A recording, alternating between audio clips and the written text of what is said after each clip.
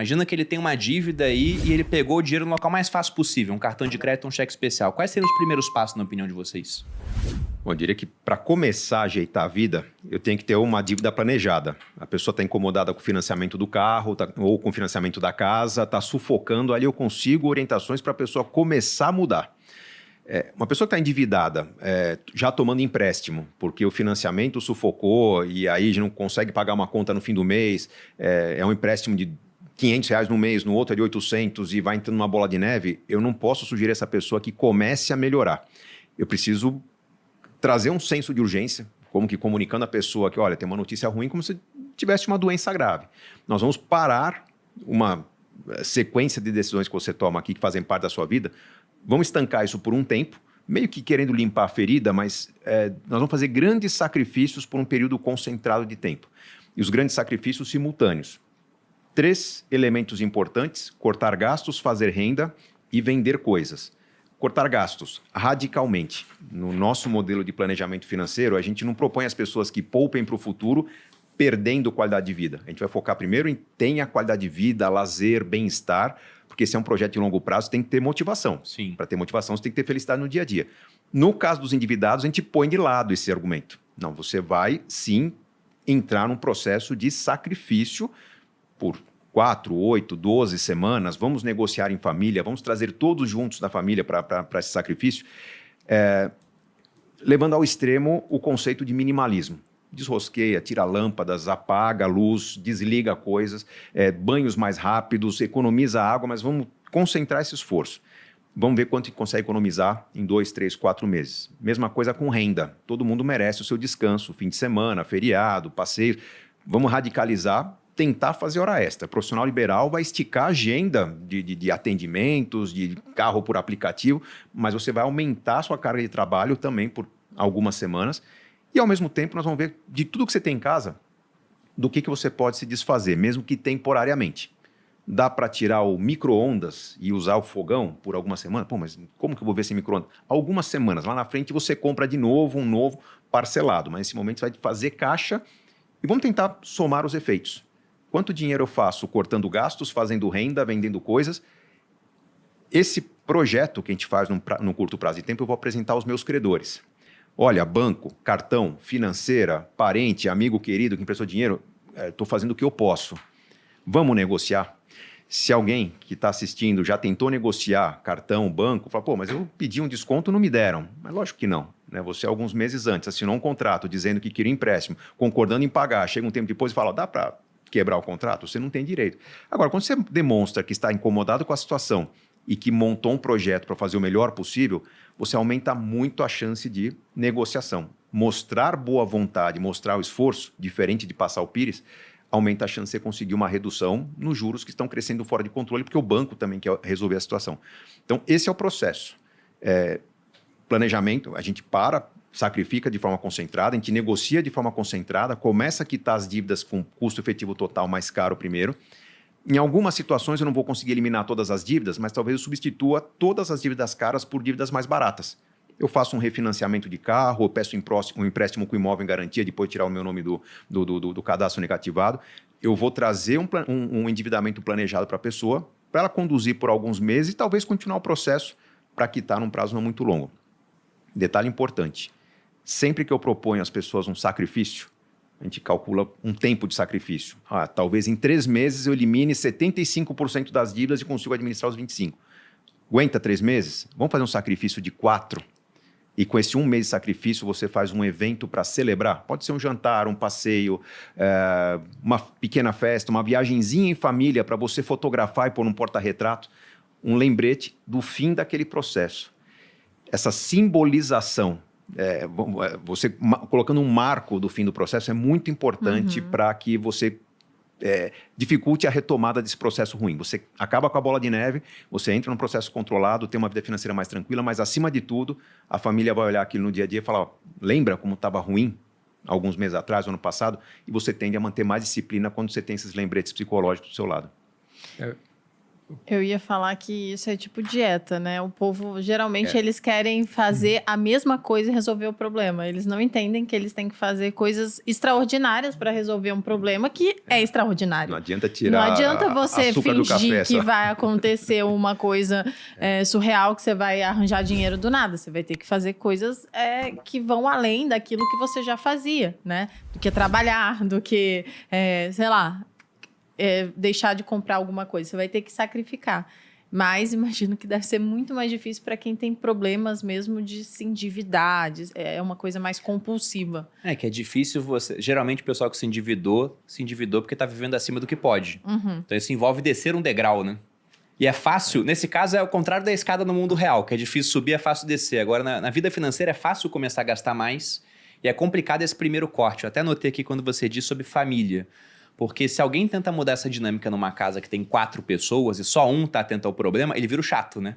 É o cara que manda pagar a luz, é o cara que fala pro pessoal economizar água, é o cara que, poxa, fala, olha, em vez de viajar para tal canto, pro outro. Então, lá atrás, quando eu comecei a investir o nosso dinheiro, todo mês eu sentava junto com a Malu, depois a gente passou um pouco mais isso, para mostrar onde estava indo, para onde estava indo o dinheiro e quanto que ele estava rendendo.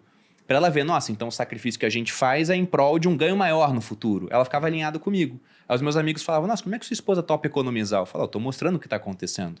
Então era muito diferente ter 2 pessoas com a mesma visão, ao contrário de 2 pessoas que estão brigando porque uma não sabe o que a outra tá querendo fazer, né? No fundo tem uma recompensa que tá ficando clara para o casal. Da recompensa a recompensa clara também. faz com que você tenha o sentimento de... você preenche aquela necessidade. A gente erra por... A compulsão vem da necessidade de recompensa, seja na alimentação, seja no dinheiro. A gente está errando porque minha família merece, eu mereço, eu trabalho muito, enfim, e a pessoa perde a consciência mesmo porque ela está buscando inconscientemente a recompensa. Fala, Carlos. Eu só ia comentar, né, na sua fala do endividamento planejado. E aí, acompanhando números, eu, por natureza, gosto muito dos números, né? Então, eu costumo trazer muita estatística aqui, mas é interessante ver. Quando o Brasil estava com o PIB crescendo a 7% ao ano, e você olhava ali para o número de endividados, você ia ver que não mudou muito, era 60% da população endividada. Particularmente no momento que a gente está vivendo agora, sim, o endividamento subiu muito, dado todo o contexto de pandemia, que a pessoa perdeu renda ou teve a renda diminuída. Mas o que chama mais atenção no momento é o nível de inadimplência. Esse sim aumentou, né? Numa economia crescente, a inadimplência era bem mais baixa do que o que a gente tem de inadimplência hoje. Ou seja, as pessoas não estão conseguindo pagar a dívida.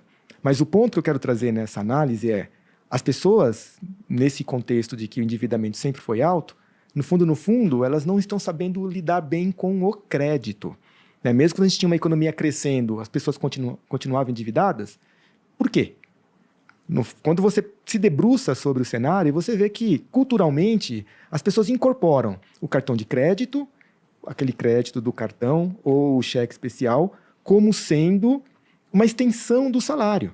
Então, isso é meio que cultural, até a despeito, né, do nível de renda que a pessoa tem. Então, o que eu quero dizer com isso é que, tirado esse momento atípico que a gente está vivendo, em que a inadimplência subiu absurdamente, o brasileiro ainda não lida bem com o crédito, no sentido de que ele usa o crédito para financiar o consumo. Né? Porque o crédito bom é aquele que constrói patrimônio. Poxa, se você faz o endividamento planejado para comprar um imóvel, não tem problema nenhum, né, você comprar um imóvel financiado, mas precisa de planejamento. O nosso erro é usar um crédito, normalmente o crédito mais caro, que é cheque especial e cartão de crédito, para financiar o consumo. Eu arrisco dizer que até o crédito que é usado para alavancar resultados, que é aquele que eu tomo para empreender, eu vou comprar uma moto, vou comprar um fogão, um equipamento, mesmo esse crédito está gerando um efeito oposto do que o público espera. Porque nesse momento o Brasil está muito endividado porque é uma consequência da pandemia. Perderam emprego, perderam renda, houve auxílios emergenciais, linhas de crédito que ajudaram bastante, mas não foi o suficiente para criar uma estabilidade no consumo.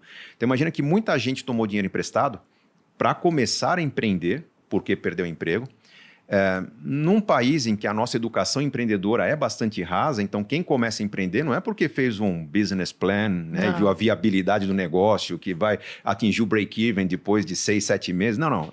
Eu preciso pôr comida na mesa. Exatamente. Tem esse trabalho que eu consigo fazer. A pessoa empreende e acredita que vai ter cliente. Acredita que vai entregar o produto. Acredita que vai fazer o serviço que vai ser bem recebido pelo cliente, que não vai ter que refazer. Como não tem experiência envolvida, esse planejamento falha muito, a pessoa está procurando o cliente, mas tendo que corrigir o problema do cliente anterior. O negócio não flui. Se não flui, aquela expectativa de receita que tinha para pagar o crédito não acontece. Então, não só o crédito consumo, mas eu acredito, e isso é uma percepção minha, porque não tem um estudo específico sobre isso, que até o crédito tomado para negócios não surtiu o efeito esperado, que era gerar riqueza, gerar renda para as famílias, porque as famílias não estão preparadas para lidar com a atitude empreendedora. O Flávio Augusto já veio aqui no podcast, foi um dos episódios mais vistos, inclusive, ficou ótimo. E o Flávio ele é um exemplo de um cara que tomou crédito para empreender em uma época de juros até mais altos do que os juros de hoje e deu certo. E aí, quando ele conta a história dele, ele sempre pontua os porquês da decisão. Ao longo de episódio de 2 horas falamos disso. Só que se o cara só assiste Reels, ele pega assim, não, então posso tomar crédito para empreender. Só que o Flávio é o cara que teve sucesso, né? Enquanto você tem centenas de milhares de outros que fizeram a mesma coisa e não tiveram. Só que esses não ficam famosos, não sentam num podcast para contar a sua história. Mas como o pessoal só se atenta ao vencedor e não consegue enxergar o cemitério silencioso de quem perdeu, eles querem repetir a conduta. Só que tomar crédito aqui no Brasil é complicado. Então, o Carlos citou um financiamento. Financiamento é a taxa mais justa, assim, né? Vamos colocar a mais baixinha. Justa é a questão de percepção, mas é uma taxa muito mais baixa. Até porque você tem um imóvel de garantia. O imóvel, como o próprio nome diz, ele não se mexe. Sim. Então, ele pode ser tomado de volta. Só que se você já pensa no empréstimo com garantia de imóvel, o juros já sobe. Já é diferente. E eu digo isso porque outro dia eu fui olhar essa taxa. Nós recebemos a oportunidade, eu e a Malu, de comprar uma parte do empreendimento que a gente falou, nossa, muito bom. Só que a gente não tem liquidez para isso agora, porque o meu dinheiro está no Grupo Primo, o dinheiro que a Malu ganha fica nas empresas dela. Daí eu falei pra Malu, falei, amor, talvez a gente pegue um empréstimo. Se for muito bom o negócio, só tem que ver a taxa. Eu não tinha visto a taxa do Home Equity ainda, que é isso, você colocar uma casa como garantia. Ela falou, dá uma olhada aí na taxa. E a taxa era 1% ao mês mais IPCA. Eu falei, esse negócio vai ficar em 20% ao ano. É absurdo. Eu falei, não dá pra fazer esse tipo de coisa. Não teve como fazer, por melhor que fosse a oportunidade. Só que se o cara não faz conta, ele pensa, nossa, mas é só 1% mais IPCA. Tá tranquilo. Pega um ano que o IPCA explode pra ver se esse negócio vai ficar tranquilo. Então, de fato, o brasileiro, ele se endivida assim muito e se endivida mal. A pessoa perde a casa. Ela perde a casa. Ela perde a casa por falta de planejamento. Que foi entregue como garantia, exatamente. Empenhor a casa. Eu perguntei pro Bruno, você quer penhorar a nossa casa? Ele, não é isso. Aí eu falei, é isso, né? Era isso no final. No fundo, vocês não estão assumindo um grande risco porque não estão tomando esse empréstimo para sobreviver. Sim, mas sim para manter a oportunidade. Mas a grande maioria das pessoas recorre ao empréstimo para conseguir manter um estilo de vida que talvez deixou de ser compatível com a renda que tem, com a realidade que tem. Se você tem um apartamento, uma casa comprada com uma realidade em que 2 pessoas estavam bem empregadas, estáveis, pré-pandemia, e um dos 2 perdeu renda, perdeu emprego, aquela realidade tem que ser revista. O planejamento começa pelo redesenho do estilo de vida. Tem uma lógica que é muito poderosa, né? Que as pessoas acham que a gente vai dar dicas de como continuar fazendo as coisas, mas com mais economia. Vou economizar um pouco no plano de assinatura de TV, no telefone. Não, a gente propõe uma mudança no onde a pessoa vive para poder aumentar os gastos com qualidade de vida. Mas qual que é a lógica? Porque você está indo para uma casa diferente, você está indo para uma sociedade diferente. Você tem que praticar um esporte, tem que se envolver com aquela nova sociedade, você tem que ter práticas de conexão. Então, vamos radicalizar o enxugamento do imóvel para aumentar a verba para sair de casa, para estar com os amigos, visitar a família, compensar o desconforto que vem dessa sensação de perda que tem quando uma sugestão de redução do carro ou da casa é feita. Então, tem uma lógica, de novo, comportamental, em que a gente tem que dar o prêmio no curto prazo para que a pessoa colha algo melhor no longo prazo. Deixa eu comentar o tema do IPCA, que é bem interessante, porque há pouco tempo, né, surgiu a possibilidade de você fazer o financiamento do imóvel. Quanta gente se estrepou com isso, né? Corrigido pelo IPCA. Aí eu me debrucei sobre o IPCA, falei, difícil a gente imaginar como vai ser a economia daqui para frente. Mas vamos olhar o histórico do IPCA? Vamos tirar a condição antes do Plano Real, porque aí de fato, né? Aí, tem nem o Então, que comparar, né? Elimina, vamos pegar a economia estabilizada com o plano real, e aí tinha momentos de IPCA ali a 20%, vamos eliminar esses 20% também, que são os outliers, e vamos ver qual que é essa volatilidade do IPCA, ou seja, quanto que o IPCA oscila. E GPM saltou e chegou a bater 30% na época pós-pandemia. E foi justamente isso. O cara viu lá, poxa, na taxa pré estava 8%. Na taxa de IPCA e GPM era 3%, 4% mais essas 4 letras. Acho que tá tranquilo, né? Essas 4 letras aqui não devem ser muita coisa, não. Aí o cara foi e financiou assim. Logicamente, né, você pode fazer uma portabilidade do financiamento para uma outra modalidade, mas teve muita gente que pagou caro à toa. E eu lembro até que eu fiz um vídeo falando disso, que eu não faria um financiamento por IPCA. E teve economista que falou, esse é o problema, você está desincentivando as pessoas, né? E, poxa, esse tipo de memória inflacionária provoca uma inflação mais alta no futuro. Eu falei, cara, você pode fazer estatisticamente. Agora, do indivíduo, você quer que eu fale algo que eu não acredito, o cara vai lá e se estrepa? Não tem como. E você citou um ponto importante também aqui, Serbasi, porque o pessoal que está endividado, eles pensam que vão resolver só trocando de Netflix para Amazon Prime, que é mais tranquilo. Mas você citou a questão de que, olha, se você mora em um certo local, os colégios da região têm um preço, o seu círculo de pessoas usa um certo carro, e aí você me lembrou um pensamento do Sêneca, porque o ser humano, né, 2000 anos depois, é muito parecido com o que ele era na época do Império Romano. Ele citava, se não me engano, era no Sobre a Tranquilidade da Alma. Ele dizia, como é triste a vida das pessoas que a duro custo conquistam alguma coisa que a mais duro custo ainda será mantida. E eu lembro de amigos meus do exército que economizavam pra caramba pra trocar de carro. O cara tinha um Palio, queria comprar um Honda Civic. Aí economizou, comprou o carro. Aí quando ele compra, o IPVA é mais alto, o seguro é mais alto, a manutenção é mais cara, e ele só tinha a mesma fonte de renda. Então ele topou pagar todo aquele dinheiro em um bem que tiraria mais dinheiro ainda do bolso dele no final das contas. É o que eu chamo de efeito cascata. Na verdade, isso vale para qualquer bem de maior valor. Um carro, vamos imaginar que você tem um carro popular, e esse carro popular ele é mais econômico, tem menos imposto, menos seguro. Por ser um carro comum, você não faz questão de parar estacionamento quando vai para um evento social. Você tem um carro um pouco melhor, opa... Exatamente. Então você vai ter um relacionamento diferente, mas um carro melhor vai te convidar a viajar mais. Você começa a incorporar hábitos que você não tinha. O mesmo vale para uma casa. Uma casa melhor recebe pessoas. Você vai ter mais convidados numa casa maior. Você comprou um apartamento com varanda gourmet, é para fazer churrasco para os amigos. Então, não é apenas 10% mais caro. É 10% mais caro, mas toda uma onda de encarecimento que vai da energia elétrica, aos insumos, aos hábitos que você tem.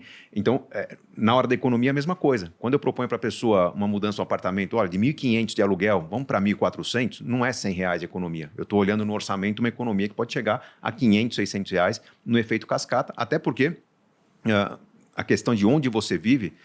Você falou de hábitos sociais, dos filhos, da escola, mas provavelmente num bairro mais nobre, um bairro mais caro, o supermercado é mais caro que num bairro popular, a padaria é mais caro, o litro do preço do combustível, o quilo da fruta na feira é mais caro. Então, o efeito cascata, ele realmente impacta o orçamento como um todo. E, por isso, a recomendação é não troca apenas o seu streaming, ou talvez nem precisa trocar, não deixa de fazer academia. Olha o gasto mais complexo, mais relevante do seu orçamento, e uma única decisão trabalhosa, complexa, pode trazer toda uma série de economias que você talvez nem perceba agora, mas elas vão acontecer. Não, isso da academia, quando a gente morava em Realengo, no Rio de Janeiro, eu ia malhar com abadá. Aí. Regata chechelenta que eu tinha da época de solteiro ainda, tá lá 10 anos comigo, ia malhar assim. Aqui em São Paulo, quando mudamos pra cá, eu falei, não tem como. O pessoal vai muito bem vestido pra academia. Eu tive que comprar a roupa da Nike, alguma coisa assim, né, Blusinha? Fitness bonitinho. Acabou acontecendo Que isso. ele tem até hoje, nunca mais trocou, vale dizer. Até algumas que eu tenho até hoje.